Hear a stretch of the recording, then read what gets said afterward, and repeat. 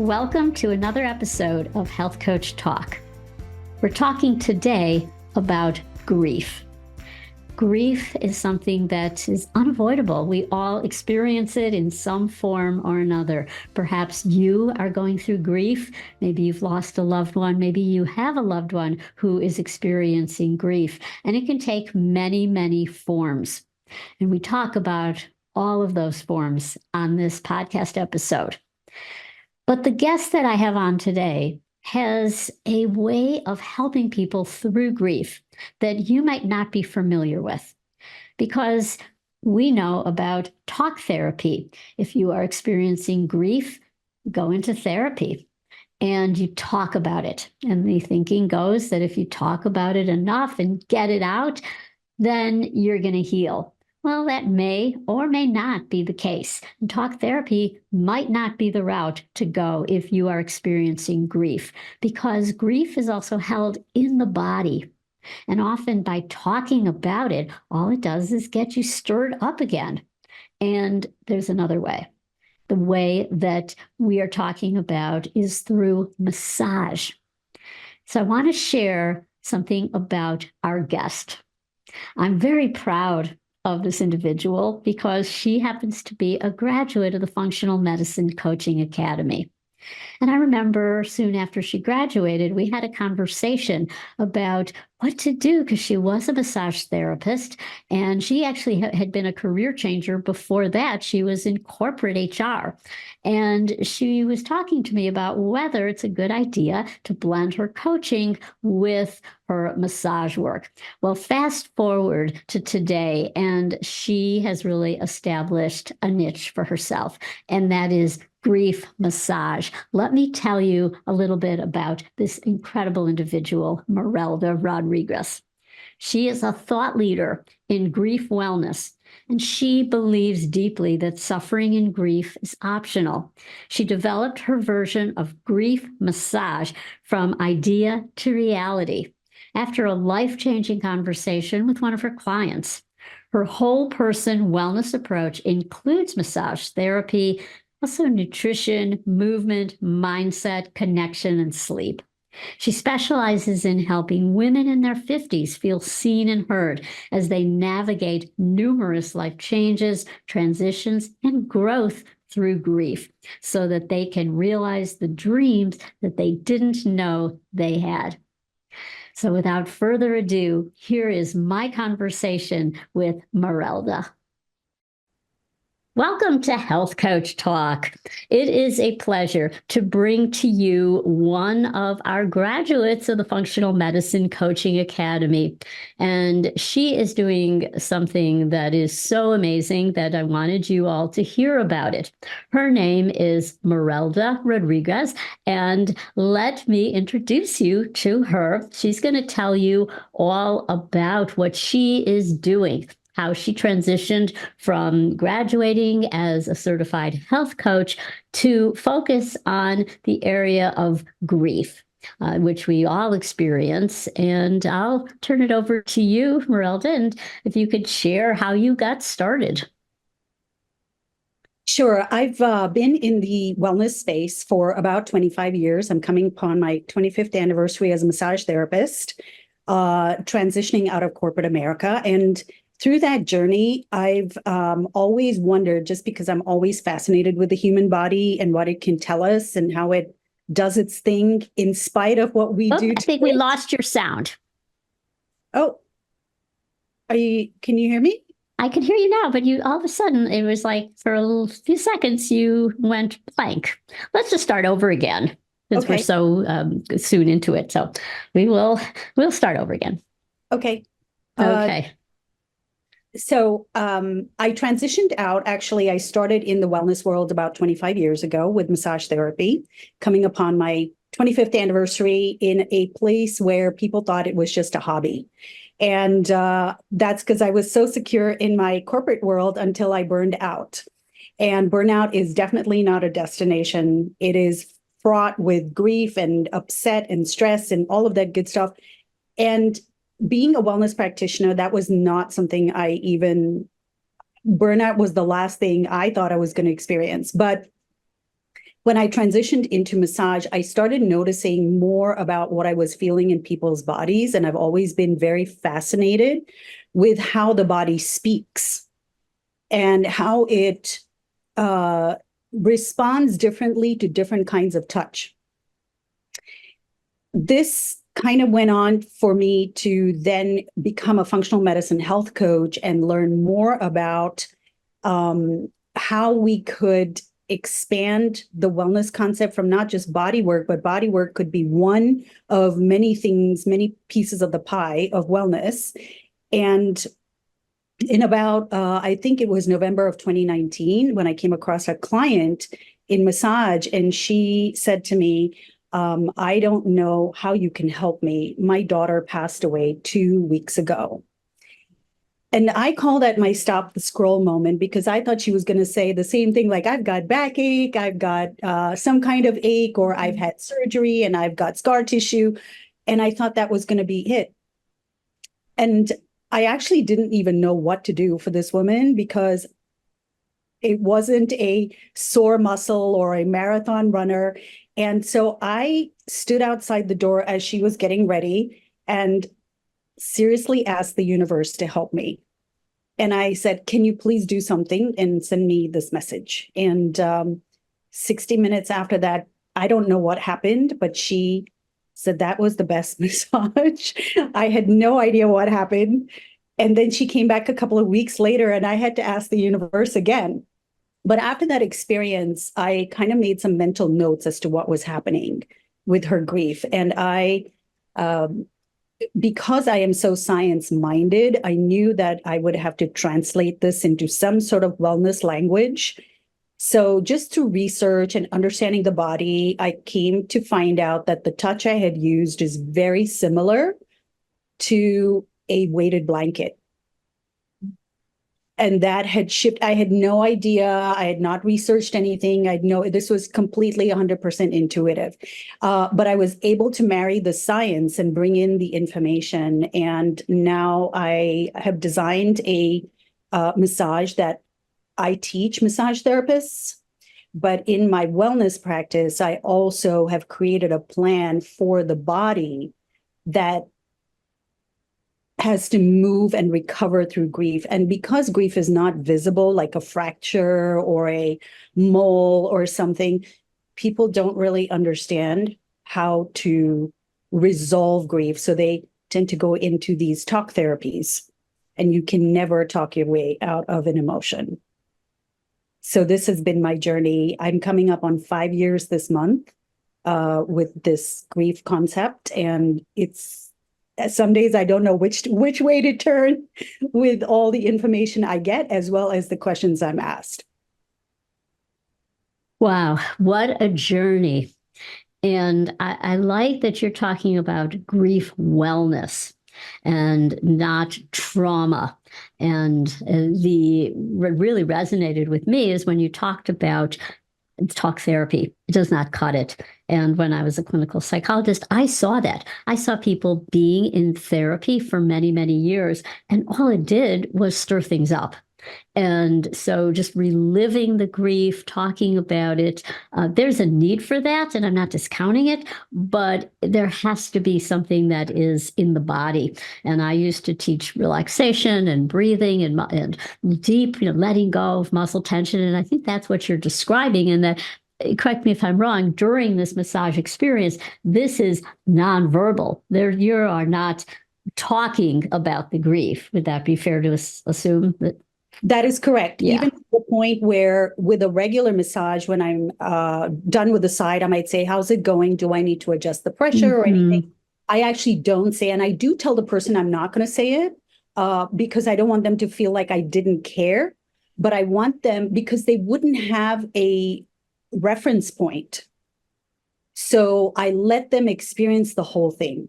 And what has been interesting is people have wondered if people have asked me, do you talk during the massage? Is this talk therapy during a massage? I'm like, no, because I am not even qualified to do any kind of talk therapy. But also, people think it's going to be this one big crying session. And in my 5 years, maybe one person has had a, start to finish crying session out loud. It may be a few tears, but I also teach people how the body allows the energy of grief to be released, and it is not always tears. There are so many different ways it does that. Can you share how it does that? What are some Yeah. of the ways? So some of the ways emotion gets released is crying, tears is there. Sometimes people let out a big sigh. It's just like this release sigh. Sometimes they laugh. There's also the shaking. They will shake. They also feel hot flashes or cold flashes, or they tend to see a vivid color as the energy leaves the body. So those have been my report backs from clients that have received the service. Wow, that is fascinating. You mentioned earlier it's like a weighted blanket, and as you were saying that, I just really imagined that feeling of being nestled in this blanket. So, what is that like for the individual who is experiencing that? So when I am doing the intake, I allow the client to, get a sense of it, because the one thing that's really important to understand is grief massage is not a massage for the muscles. It is a massage to help regulate a nervous system that is in free fall from a loss, a response to loss. And so in order to create some sort of grounding, and they're in this sympathetic state, fight or flight or freeze, in order to create a switch to the rest and digest so that they can actually release this, there is the weighted blanket or a hug provide just the right temperature to activate the reflex. And that reflex switches it over into sympathetic state. So it's very similar to blinking, the reflex of blinking. If a piece of snowflake falls in your eye and you blink, it's that same reflex that allows the switch over to the parasympathetic. And then the touch is light enough that it feels it's light and slow. So it is not a Swedish massage. It is not a multi-paced like a Swedish massage. It is one pace, one pressure. And that creates the grounding that this client sort of falls into and kind of sinks into in a safe way and stays in that safe place. Got you. You're coming up now on your 5th anniversary of doing your work in grief wellness. And can you share more of the top lessons that you have learned during this period? Yes. I find this work fascinating and daunting at the same time. I find it fascinating that we have so many built-in mechanisms that we don't even use. And we actually push them aside in favor for the quick and fast. And the body is better served when you slow down a bit. So, for example, we are taught not to raise our voices, or not to express anger, or not to express emotions in certain jobs. You have to be stoic.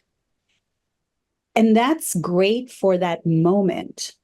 Being a former HR professional, I know what it's like to be completely deadpan or very stoic in a situation. However, nobody teaches you that you do need to express that emotion somewhere else, whether it is journaling, whether it is breathing, whether it is yoga, whether it is whatever it is. But you have to kind of write the tip over into where an emotion is suppressed. It has to be righted and then expressed. And I think that comes with a lot of shame and a lot of pain. And so I've worked with people who have held this in their body for so long that when they've come to the grief massage, one of my first client had witnessed something horrific and had held it in her. Though she talked about it, but she didn't have a way to use her body to comfort herself. So once she got the massage, she said, "This is the first time I don't feel guilt anymore." And for that to be the first client, I mean, I was just really taken aback because my head hadn't even gone that far. I just knew something was going to happen emotionally. We couldn't see it. It's like electricity. It's just going to happen. And it happened. And then she expressed how she felt. So I've learned the power of that expressed emotion. And I teach my clients about having an emotional body, and I liken it to physical body. So you have emotional fitness. How do you do that? With emotional exercises and feeding it the right things emotionally. And so I've created this, I'm learning to create these similarities and likeness to what we know so that people can translate easily and are more willing to open up. I've also worked with some very high stress professions, and I've watched the repercussions of suppressed emotions and the shame that goes with it. And I just feel that is when my work becomes daunting, I think, is to so I'm using video. I'm leveraging video so I can do the one-to-many now, because doing it one by one with 8 billion people on this planet is going to be rough. How do you do that virtually? Can you share about that? Yes, I now have created an audio program with the FAQ, so frequently asked questions or things I feel people don't know that they should learn. I created an audio program that has all the audios are 3 minutes or less, so they're snack size. And they introduce you to my world, they introduce you to my work, they introduce you to concepts that nobody talks about that they should really know. So I call that a very foundational, I call it the ABCs of grief wellness, because it truly is the ABCs. So I created that audio program, and now I'm going to expand those snack size pieces into videos on my YouTube channel so I can actually do the whole learning. So it becomes easier for me when new people come into my world. I can now share this with them. And then when they come to me, whether it's massage or a wellness plan, they have a starting point, as opposed to the ones who came to me all this time that were spinning every which way. How do you see your training or your use of health coaching being part of this? I'll give you one of my most recent clients who came to me. She had a trauma background, and I make sure that I study trauma in depth so that I can stay in my grief lane and separate the two. I also do work with trauma therapists so that we can have a collaborative effort. But when she came to me, I don't think she even knew what coaching was.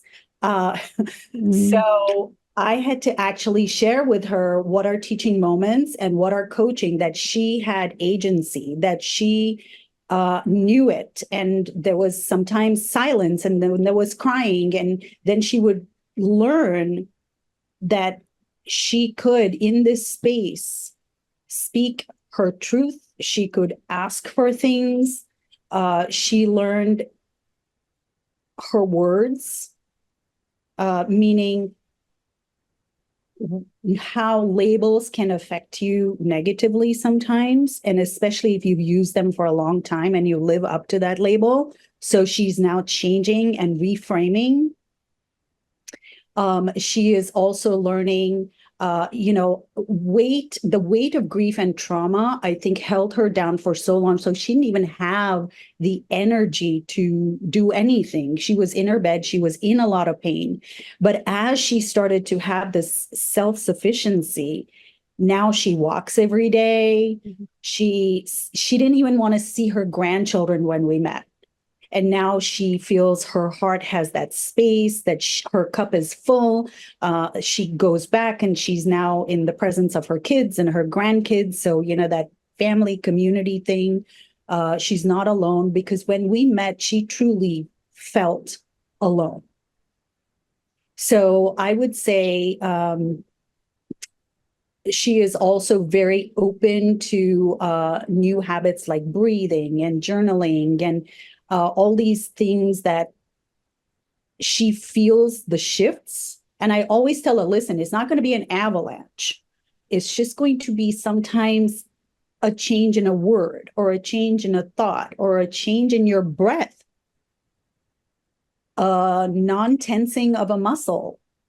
So I'm teaching her how to listen to her body so she can express what she feels in her body. So many times we've had to go back and understand what sensations mean, because sensations are the language of the body.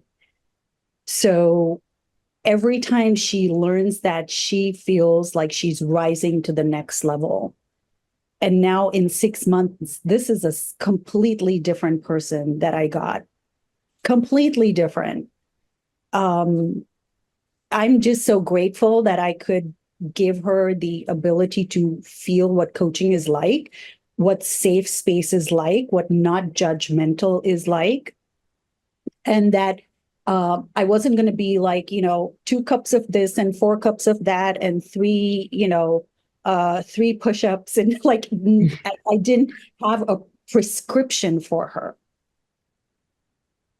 It was really allowing her to feel everything, feel the shame, feel the blame, feel the resentment, feel the anger towards, certain people. Is just giving her that space and allowing her nervous system to feel that it could say things that she had never said before.